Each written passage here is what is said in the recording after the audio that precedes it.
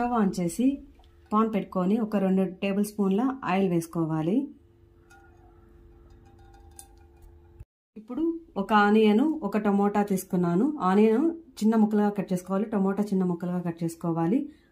Oil వేడెక్కిన తర్వాత ఈ ఆనియన్స్ వేసుకోవాలి. తర్వాత టమోటా ముక్కలు వేసుకోవాలి. 2 పచ్చిమిరపకాయల చీలికలు వేసుకొని కొద్దిసేపు ఫ్రై చేసుకోవాలి.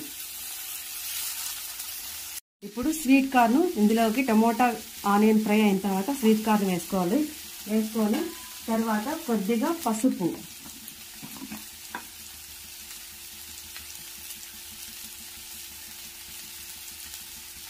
కొద్దిగా వేసుకొని ఫ్రై చేసుకోవాలి. టమోటా, ఆనియన్, పచ్చిమిర్చి, స్వీట్ కార్న్ అంతా కొద్దిసేపు ఫ్రై చేసుకోవాలి. ఫ్రై చేసుకున్న తర్వాత వాటరు 1 గ్లాస్ వాటర్ పోసుకోవాలి. 2 గ్లాసులు నీళ్ళు పోసుకోవాలి. ఎందుకంటే పాస్తా సూపీగా ఉండే పాస్తా కాబట్టి కొద్దిగా వాటరు ఎక్కువగా తీసుకోవాలి. నేను 2 గ్లాసులు నీళ్ళు పోసుకున్నాను. ఇది ఎసురు తెల్లాలి. ఇలా ఎసురు తెరుతున్నప్పుడు మనము పాస్తాను ఇందులోకి వేసి కొద్దిసేపు బాగా ఉడికించుకోవాలి. పాస్తా ఉడకాలి బాగా. ఇప్పుడు మనము పాస్తా మసాలా అంతా వేసుకోవాలి.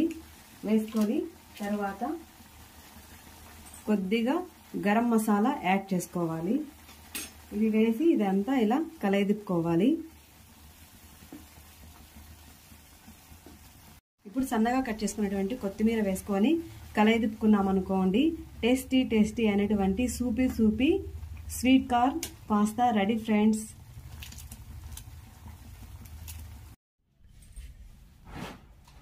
చూడండి, tasty soupy sweet corn pasta ready friends. మీకు ఈ వీడియో నచ్చినట్లయితే లైక్ చేయండి, ఫ్రెండ్స్ అండ్ రిలేటివ్స్కి షేర్ చేయండి. Thank you for watching.